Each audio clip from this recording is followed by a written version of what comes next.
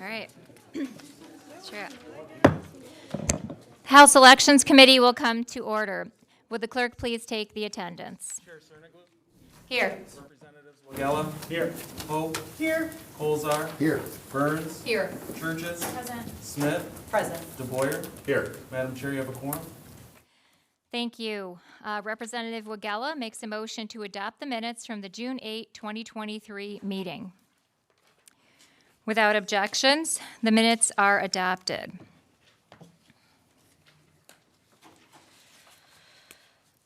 For today's agenda, we will be voting on the Proposal 2 implementation package, as well as several proposed substitutes and amendments for this package. We have a long list of substitutes today, and we are going to start with some testimony from Erica Peresman from Promote the Vote to speak on a number of these proposed substitutes. I believe we have Ms. Peresman on Zoom, and Good welcome. morning. Thank you. Can you hear me? Yes, thank you for being here. Ms. Peresman is one of our valued team members, and will speak to the subs and be happy to answer any questions.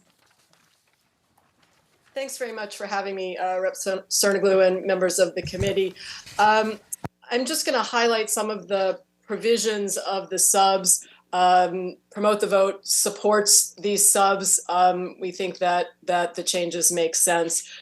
So in the early voting bill, there were some changes made in order to address the issue of the possible use of ballots on demand. I think we touched on this in testimony last week.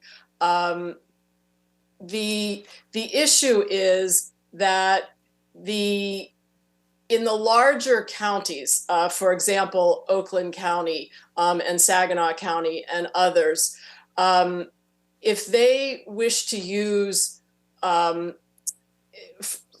if they wish to use a county agreement where the county would be conducting early voting for a number of municipalities, or perhaps even all of the municipalities in the county, the number of different ballot styles is huge, and keeping all of those ballot styles organized and getting the right ballot to the voter, depending on where in the county they live, is complex. That is why some of those counties are hoping to be able to use ballot on demand systems if such a system is approved by the Board of Canvassers, the Board of State Canvassers. And those ballot on demand systems, the way they work is that they basically print the ballot on demand while the voter is standing there, so that you can be sure that the voter gets the correct ballot. And an additional advantage of ballots on demand is that the county doesn't have to print hundreds of thousands of ballots that may not get used. These will be printed as voters come into the early voting sites and request them. And at least one of the systems that is in use currently will not allow ballot stubs to be used with ballot on demand systems. They just don't work that way. So there have been some changes made to the bill to address the fact that in some early voting sites that would use ballots on demand, there cannot be stub numbers. So that's one of the big changes. There is another change in the section relating to the deadlines for getting in and out of municipal and county agreements. There was a realization that after a presidential primary, particularly next year's presidential primary, which will be the first election at which early voting is mandated. There may be some municipalities that didn't choose to get into a municipal agreement or a county agreement. They decided to just go alone as a single jurisdiction for the presidential primary, but they may realize after the presidential primary that they actually want to get into a municipal agreement or a county agreement. And the way the bill was drafted before, that was not possible because the deadline to execute those agreements was well before the presidential primary. Since it would not be disruptive at this point to let municipalities either form a new municipal agreement or get into one that's already in existence, or form a new county agreement or get into a new one that's already in existence.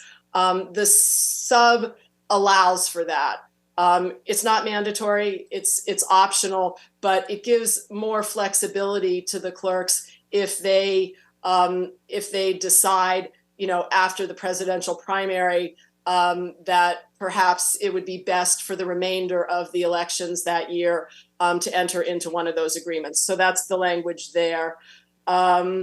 And the rest of the changes really have to do with the ballot stub change that would be required if any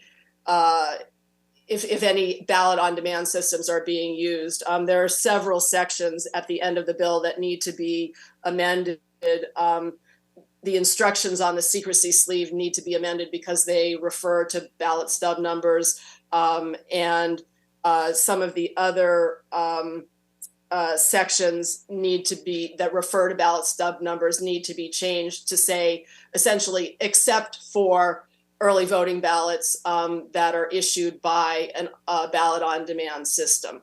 So those are fairly straightforward changes for the early voting bill. Rep. Cernoglu, would you like me to keep going on the rest of the bills, or do you want to take questions on the early voting bill now? We can take questions. Rep. Smith. Thank you, Madam Chair, and thank you for your presentation on the substitute for that. I've got a question on the print-on-demand ballots. So if we're going to be removing, obviously, I won't have a ballot stub on those.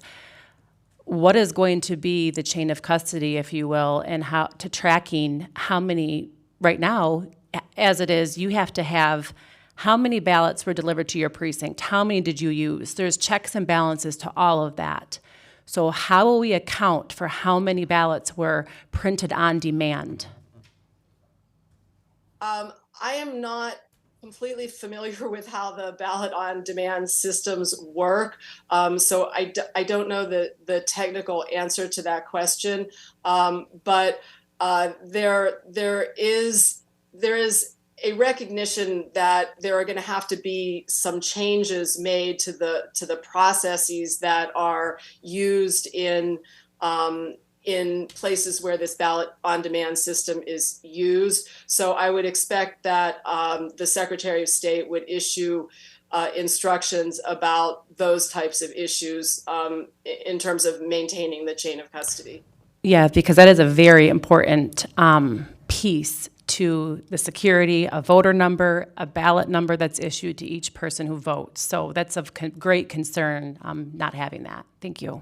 Yeah, I think it's my understanding that even if there isn't a stub number on the ballot, there can still be an identifying number that's issued in the poll book or noted in the poll book for that voter. These are the technical things that need to be worked out, and I expect that would be addressed. Of course, any ballot on demand system would have to be approved by the Board of State Canvassers. Thank you. I'm not sure if we have anyone here that can speak to that from the work group. Does anyone have an answer for that question? Not at this time. Okay, so we can return to that. Do we have other questions? Thank you. Seeing no other questions, we can move on to the next substitute. Which one would you like to take next? Let's go with the Dropbox substitute, 4697 Colazar. Okay. In the Dropbox bill, there was a small change made on page 5 in section 11. The previous bill said that the clerks need to start checking the drop boxes at the 40-day mark, which is when absentee ballots can start to be issued and people could start to return them. Instead of starting at the 40-day mark, the mandated daily checking and removal of applications and ballots from those drop boxes would start instead at day 35. And the reason for this change is to give the clerks some flexibility to not have to do the daily checking at a period of time when there is usually a very light volume of applications and ballots in those drop boxes. Any clerk that has it doesn't say they can't start until day 35. It just gives them until day 35 to start. So any clerk who has a history of having a lot of applications and ballots, starting at the 40-day mark, could start checking them then, but the requirement wouldn't be until day 35. That is the main change in this bill. Thank you. Do we have any questions on that? Seeing no questions, let's move forward to HB 4698 by Representative Hope. I'm sorry, which one is that? What's the subject? The ID. ID. Okay, thank you. Sure. I didn't have a lot of time to get ready for today's. No problem. It's a lot. There's a lot involved here.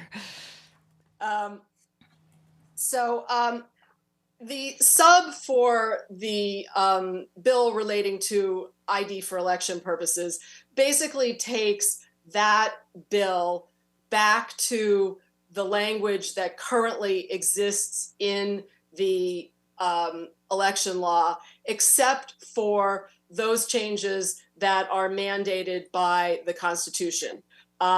So the only changes now are, and I'm saying the only changes from the existing language in the election law as it exists today are the addition of the local government ID, which is mandated by the Constitution, and then the addition of the new definition of educational institution that is different from and slightly broader than what was in the bill previously. There wasn't an actual definition of educational institution in the bill, but rather, in the law, but rather in the law there was a reference to what kinds of school IDs would be acceptable. So now there's an actual definition of educational institution because that is a term that is used in the Constitution.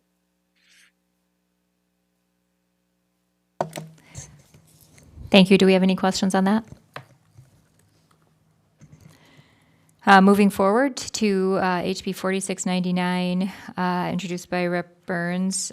This is the permanent absentee list piece. Yes. So one of the changes that was made to in the sub for this bill, there was a requirement in the bill that information regarding where ballots are to be mailed to an elector who chooses to be a permanent mail ballot voter, where their ballot was going to be mailed was mandated to be on the voter identification card that is sent out to voters. I'm sure you all, have seen these cards. They're tiny. I mean, they're very, very small. And the concern was that, particularly for voters who sometimes have multiple addresses, for example, send me my ballot here for elections that take place in the summer, send me my ballot here for elections that take place in the winter, that would never fit on that voter ID card. It's just not possible. So that requirement was removed. There were a couple of additional things added to the bill, basically to make sure that voters who are on the permanent mail ballot list have every opportunity to select their partisan ballot for the presidential primary. So there is a requirement that the clerks send out the primary ballot selection form 60 days before the presidential primary. And there's a new requirement that if voters who are on the permanent mail ballot list did not make a selection after receiving that form at day 60, that they would get an additional notice at the 40-day mark that would let them know that they're not going to be sent a partisan ballot because they failed to make a selection. I think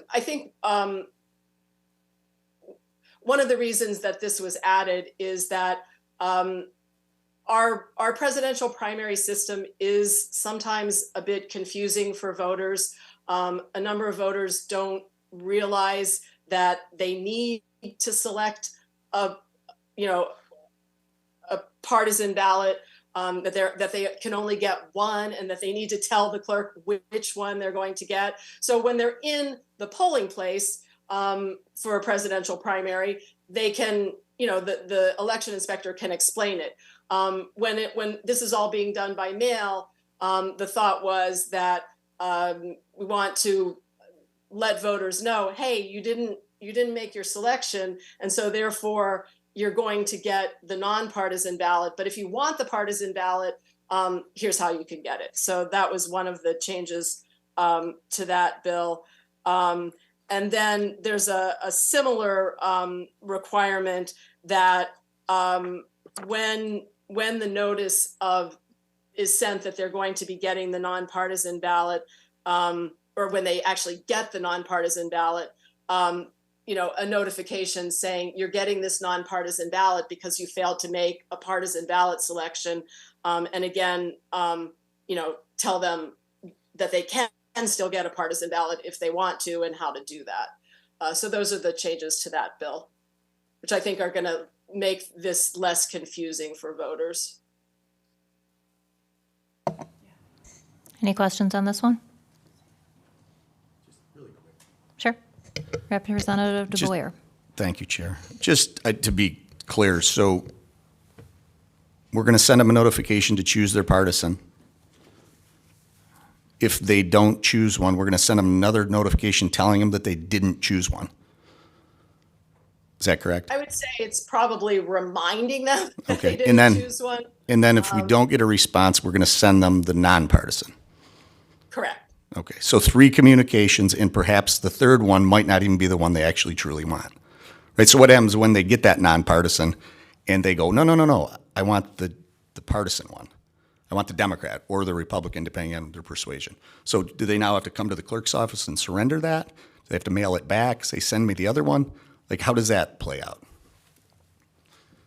I think that there are often a lot of people coming to clerks' offices before presidential primary elections, because you'll remember in 2020, there were a number of candidates on the Democratic side who were on the presidential primary ballot at the beginning of the process and then dropped out over over time. And so a lot of voters came into their clerk's office to spoil the ballot that they had previously submitted and get a different one. So I think many people will, yes, go into the clerk's office. Perhaps Clerk Clark can speak to the question of whether they can do it by mail or by email. I don't think that's covered in the bill. Just seems like a lot of redundancy for an outcome that isn't definitive. That's all. Just concerning to me. Thanks, Chair. Sure, no problem. And we can follow up on that. I don't believe we have one of the clerks available right now, but we can get you that answer. Let's move forward to HB 4700, introduced by Representative Reingans. This is the one dealing with the absent voter application and ballot procedures. Yes. So one of the changes in this bill relates to just exactly what we were just talking about, the presidential primary ballot selection form. The language in section 9 on page 9, lines 8 to 10, wasn't clear about who actually receives the presidential ballot selection form. That is only for people who have not previously selected which ballot they want to receive. So if an elector fills out an absentee ballot application shortly before the primary election, the presidential primary election, there will be an option on that application for the elector to choose which partisan ballot they want to get, or to get the nonpartisan ballot. But someone who had submitted their application months or years earlier and said, please send me a ballot for all future elections, they won't have made a selection already. So this section is now clear that those folks, the ones who have not made a selection already, need to get the presidential primary ballot selection form. And there was another change made on the deadline for municipal clerks to deliver ballots that have been cured after Election Day to the county clerk. The current bill says that those must be delivered by the 4th day after Election Day, which is a Saturday. And it was changed to the 6th day after Election Day, which is the following Monday. That is the same day that provisional ballots, cured provisional ballots must be delivered to the county. And that is the same day that military ballots that come in, well, actually that is the deadline for military ballots to come in after Election Day. So, it's just making it more consistent. And those cured ballots will then be tabulated by the county clerk at a meeting of the Board of County Canvassers. I think that was the and there was also a change in the language in section 6 on page 18 to change that back to the way it currently is, that ballots can only be issued through 4 p.m. on the day before Election Day, not the later of 4 p.m. or the close of business. Thank you. Do we have any questions on that one? Okay, thank you so much, Ms. Peresman, for your testimony today. We are actually going to jump to Clerk Mary Clark from the Municipal Clerks Association, who's also joining us on Zoom. Thank you. I'm actually at our state conference in Detroit, so I have been able to watch part of what's happening. But the Clerks Association supports the amendments that are happening. We've worked very hard to clarify and align processes and procedures. And I can address any particular question that someone has, but we do support the amendments. Thank you. I believe Rep. Smith and Rep. DeBoyer had some questions that would probably be best answered by you. Rep. Smith? Thank you, Madam Chair. Yeah, one of my questions earlier, I'm not sure if you were able to catch that on your Zoom, but it was for the ballot print on demand. And with them not being issued a ballot stub, what is going to be the chain of custody with that? Or like how do I identify how many ballots were delivered to the precinct, how many were used, et cetera? Because all of that has to be accounted for currently. How will those print on demand ballots really be accounted for? Well, it's my understanding print on demand will only be functioning within an early voting center. And they would be able to count the number of ballots issued and match that with the number of ballots tabulated. Election day precincts and any smaller early voting center that does not use ballot on demand, which will probably be 90 to 95% of our early voting centers, will still have ballots with stubs if they so choose. Stubs are important in some circumstances. I, for example, have 4 school districts and 6 county commission seats. We use numbering to help manage and make sure that the voter is getting the correct ballot style. But ballot on demand in early voting centers does serve a role where you have large numbers of voters and you have the voter standing in front of you. Sure. I guess another question would be like the audit process, post-election audits, where you have to basically confirm how many ballots were used that day, delivered to the precinct, et cetera. But obviously, that's not taken into consideration when we're doing this print on demand. So there could be umpteen ballot on demand printed, and they're just going to document how many they did. That's how that's going to be. Well, ballot on demand, you only print it when the voter's standing in front of you. So your ballot on demand number issued should always match the number tabulated unless you had a spoiled ballot, which you still could account for in the voter record. You still should be able to easily balance because you're still getting a count of how many ballots are issued. Okay. Thank you. Thank you, Representative DeBoyer. Did you want to ask the question that you asked before? I want to follow on. So there is additional reasons for that stub beyond what was just expressed. For example, if an individual is issued a ballot in a polling location and they were to leave the polling location with that ballot, we're able to compare our stubs that we've retained versus the total number of ballots cast, because our poll book is not going to balance at the end of the day. We're going to have one less vote cast than we have people in our poll book, which would result in a precinct being unrecountable.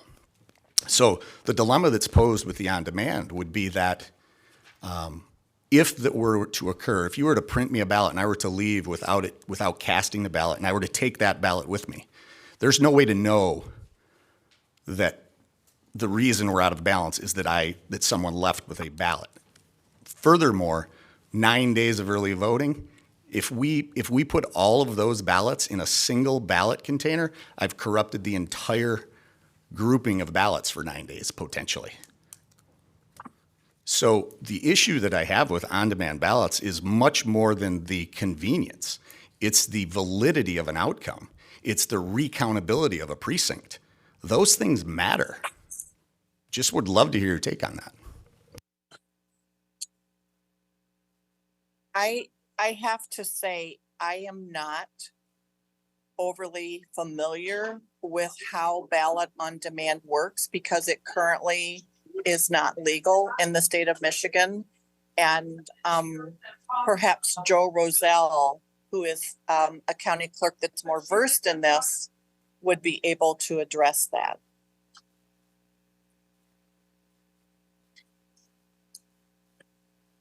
So we'll see if we can get him for you, Rep. Boyer. Did you want to ask your question about the absentee ballots? I feel like you had a question on that.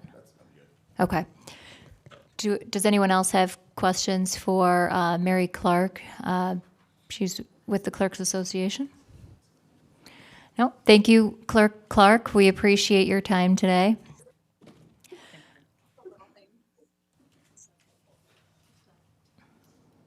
All right. So we will try to see if we can get someone for that. But right now we are going to move forward here. All right. I am just going to briefly read some of these cards again. In support, we have of 4695, Bill Zagman, GCSI, Michigan Association of County Clerks. Let's see, we have Sherry Ritchie wishing to speak. We're going to have to hold on that for now. Does not indicate support or opposition. Ricky Cervantes Bicknell, voters not politician, in support of 4695, 4697, 4698, 4699, and 4700. Madeline Fata, Michigan Association of Counties, in support of 4695 and 97. Chris Semrenek, Michigan League of Conservation Voters, 4695, 4697, 4699, in support. Christina Schlitt and Paula Bowman, League of Women Voters of Michigan, supporting 4695 through 4701. Eric Wellesley, Detroit Disability Power, in support of 4695, 4697 through 4700. Bill Richardson, Pure Integrity Michigan Elections, opposing 4695, 4697 through 4702, it says.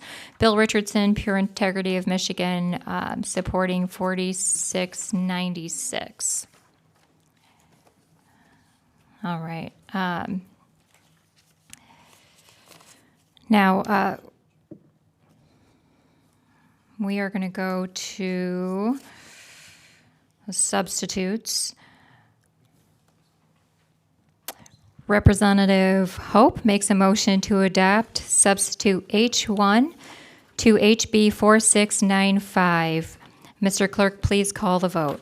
On the motion to adopt the substitute, Chair Cerniglu, Yes. Representative Magella. Yes. Hope. Yes. Olzar. Yes. Burns. Yes. Churches. Yes. Smith. Pass. The Boyer. Pass. Madam Chair, you have 6 yeas, 0 nays, to pass the substitute is adopted. Thank you. Now, I believe we have some amendments on HB 4695. Rep. Smith would like to offer the following amendment to House Bill 4695. Rep. Smith, I will allow you to present your amendment. Sure. I just wanted to, excuse me, speak to that amendment. So the constitutional amendment only requires that one location be open to every voter in each municipality and for only 9 days, but does permit additional above and beyond. So my amendment would be to, the state should not be on the hook for multiple locations and extra days because the clerk wants to hold more options that she's open, or he. We have a lot of ways to vote early. No reason AV. And I just think that if the clerk chooses to do so for beyond the 9 days, they should be funding that themselves. Thank you, Representative Smith. I move, what? Representative Smith makes a motion to adopt her amendment for HB 4695. Mr. Clerk, please call the vote. On the On the motion to adopt the amendment, Chair Cerniglu? Pass. Representatives Wagella? Pass. Hope? Pass. Colzar? Pass. Burns? Pass. Churches? Pass. Smith? Yes. DeBoyer? Yes. Madam Chair, 2 yeas, 0 nays, 6 pass. The amendment is not adopted. Thank you. Representative DeBoyer would also like to offer an amendment on HB 4695. Representative DeBoyer, would you like to present your amendment? Yes, thank you, Chair. Essentially, what my amendment would do is it would just strengthen the language with the behavior that occurs when a seal is broken on some of the stored ballots. There's a circumstance with early voting that at the end of the evening, you may be allowed to put today's ballots in the same bag as yesterday's ballots, which is fine per se, but the issue is that the people present that do that, I just think it would be important that we have one representative from each major political party present when that seal is broken, and when that seal is resealed, and when that number is redocumented on the poll book. Thank you, Chair. Thank you, Representative I would move to- DeBoyer. Representative DeBoyer moves the motion, or the amendment. Mr. Clerk, will you please take the vote? On the motion to adopt the amendment, Chair Cerniglu? Pass. Representatives Wagella? Pass. Hope? Pass. Colzar? Pass. Burns? Pass. Churches? Pass. Smith? Yes. DeBoyer? Yes. Madam Chair, 2 yeas, 0 nays, 6 pass. The amendment is not adopted.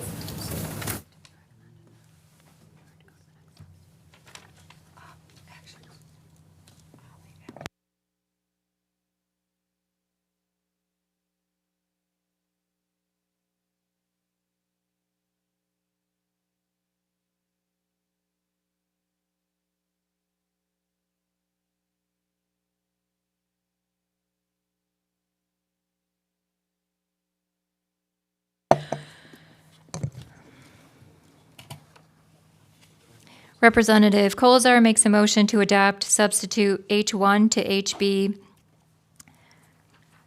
4697.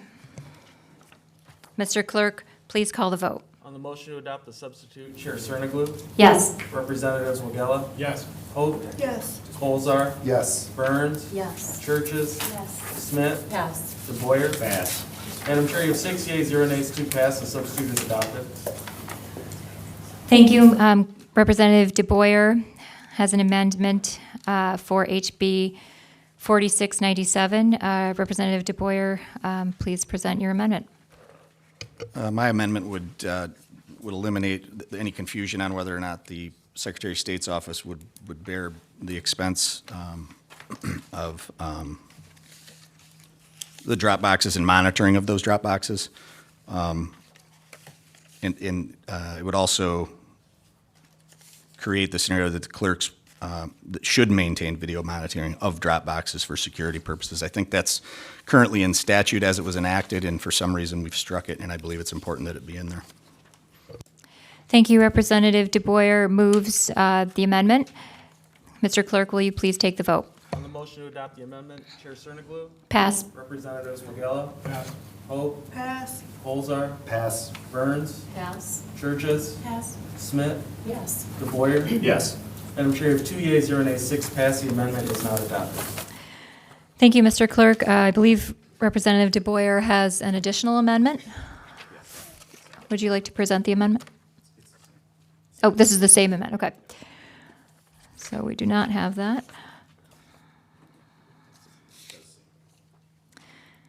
All right, Representative Burns makes a motion to adopt substitute. Oh, I apologize. Representative Smith has an amendment for HB 4697. Representative Smith. Thank you. Yes, essentially, this would be for the drop boxes. If they want, currently, they're able to be state funded for every drop box in the municipality, but if they want more, that would be on the local level to be able to fund that at the rate of the Secretary of State's cost. Thank you. Representative Smith moves the amendment. Mr. Clerk, will you please take the vote? On the motion to adopt the amendment, Chair Cerniglu? Pass. Representatives Wagella? Pass. Hope? Colzar? Pass. Burns? Pass. Churches? Smith? Yes. DeBoyer? Yes. Madam Chair, 2 yeas, 0 nays, 6 pass. The amendment is not adopted. Thank you, Mr. Clerk. Representative Burns makes a motion to adopt substitute H1 to HB 4698. Mr. Clerk, please call the vote. On the motion to adopt the substitute, Chair Cerniglu? Yes. Representatives Magella? Yes. Pope? Yes. Colzar? Yes. Burns? Yes. Churches? Yes. Smith? Pass. DeBoyer? Pass. Madam Chair, you have 6 yeas, 0 nays, 2 pass. The substitute is adopted. Thank you, Mr. Clerk. Representative Smith has an amendment on HB 4698. Representative Smith? Yes, this would just be to strike the remainder of the section that says, or license to grant approval. Speaking of the educational ID, I just feel this is unnecessary and expansive. Should be left up to the actual schools within the state. I don't believe we need to list all of the schools included here. Thank you. Representative Smith moves the amendment. Mr. Clerk, will you call the vote? On the motion to adopt the amendment, Chair Cerniglu? Pass. Representatives Magella? Pass. Pope? Pass. Colzar? Pass. Burns? Pass. Churches? Pass. Smith? Yes. DeBoyer? Yes. Madam Chair, you have 2 yeas, 0 nays, 6 pass. The amendment is not adopted. Thank you. Representative DeBoyer has an amendment on HB 4698. Representative DeBoyer?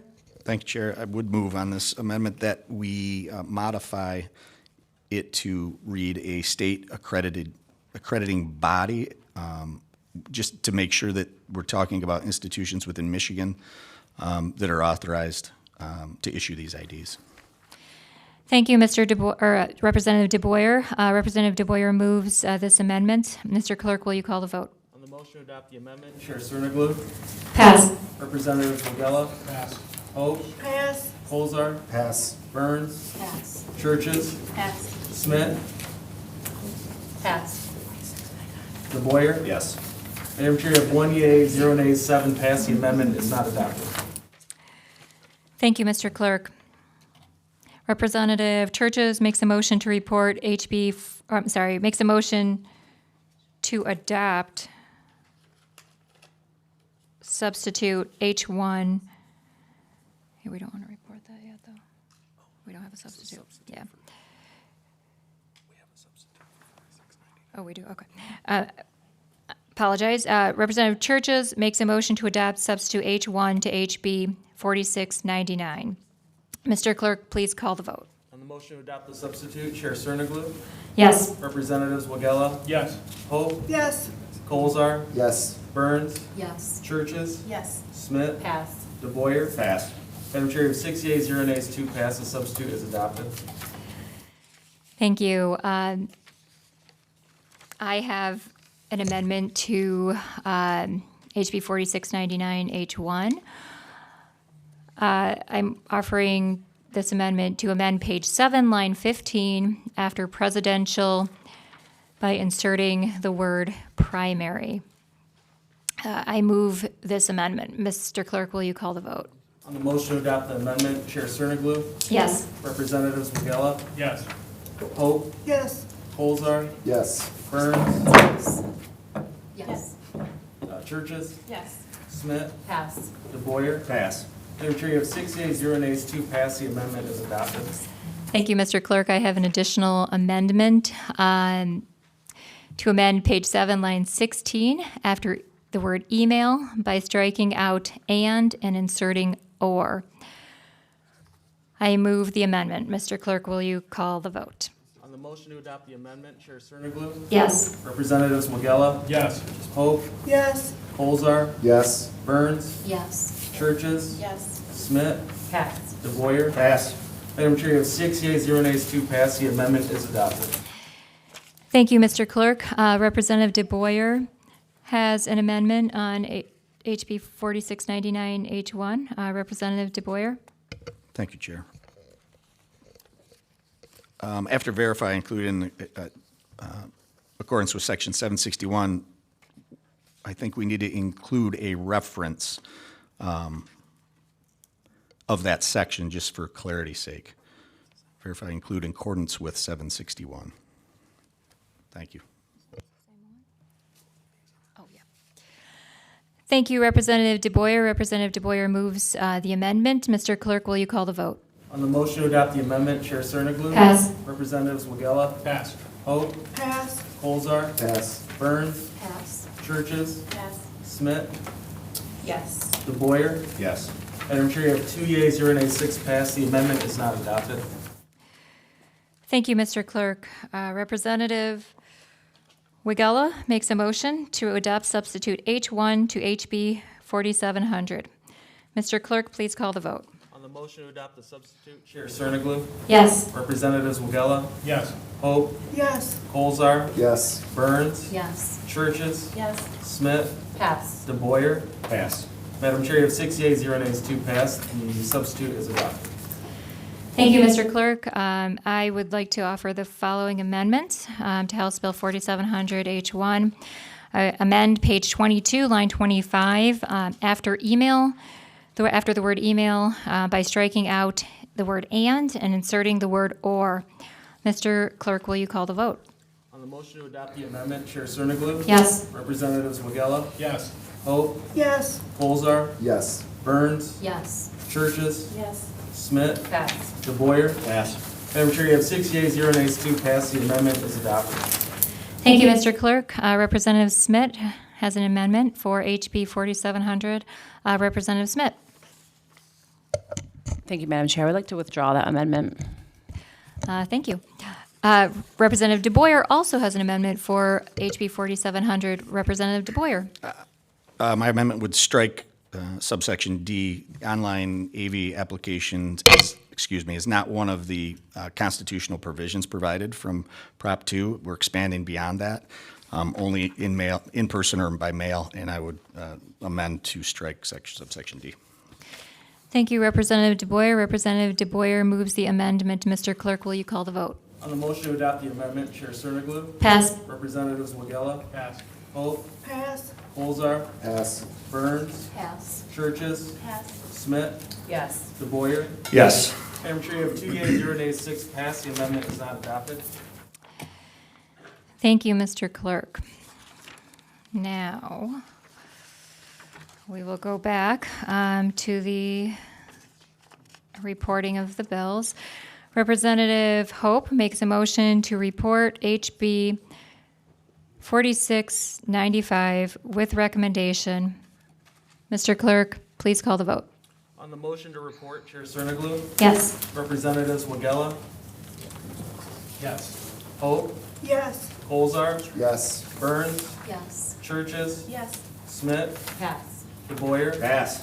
Madam Chair, you have 6 yeas, 0 nays, 2 passed. HB 4695 report recommendation, substitute H1. Thank you, Mr. Clerk. Representative Colazar makes a motion to report HB 4696 with recommendation. Mr. Clerk, please call the vote. On the motion to report, Chair Cerniglu? Yes. Representatives Wagella? Yes. Hope? Yes. Colzar? Yes. Burns? Yes. Churches? Yes. Smith? Pass. DeBoyer? Pass. Madam Chair, you have 6 yeas, 0 nays, 2 passed. HB 4696 reported recommendation. Representative Burns makes a motion to report HB 4697 with recommendation. Mr. Clerk, please call the vote. On the motion to report, Chair Cerniglu? Yes. Representatives Wagella? Yes. Hope? Yes. Colzar? Yes. Burns? Yes. Churches? Yes. Smith? Pass. DeBoyer? Pass. Madam Chair, you have 6 yeas, 0 nays, 2 passed. HB 4697 report recommendation, substitute H1. Thank you, Mr. Clerk. Representative Churches makes a motion to report HB 4698 with recommendation. Mr. Clerk, please call the vote. On the motion to report, Chair Cerniglu? Yes. Representatives Wagella? Yes. Hope? Yes. Colzar? Yes. Burns? Yes. Churches? Yes. Smith? Pass. DeBoyer? Pass. Madam Chair, you have 6 yeas, 0 nays, 2 passed. HB 4698 report recommendation, substitute H1. Thank you, Mr. Clerk. Representative Wagella makes a motion to report HB 4699 with recommendation. Mr. Clerk, please call the vote. On the motion to report, Chair Cerniglu? Yes. Representatives Wagella? Yes. Hope? Yes. Colzar? Yes. Burns? Yes. Churches? Yes. Smith? Pass. DeBoyer? Pass. Madam Chair, you have 6 yeas, 0 nays, 2 passed. HB 4699 as reported recommendation as amended as substituted. Thank you, Mr. Clerk. Representative Colazar makes a motion to report HB 4700 with recommendation. Mr. Clerk, please call the vote. On the motion to report, Chair Cerniglu? Yes. Representatives Wagella? Yes. Hope? Yes. Colzar? Yes. Burns, Yes. Churches, Yes. Smith, Pass. DeBoyer. Pass. Madam Chair, you have 6 yeas, 0 nays to pass HB 4700, support recommendation as amended as substituted. Thank you, Mr. Clerk. Representative Hope makes a motion to report HB 4701 with recommendation. Mr. Clerk, please call the vote.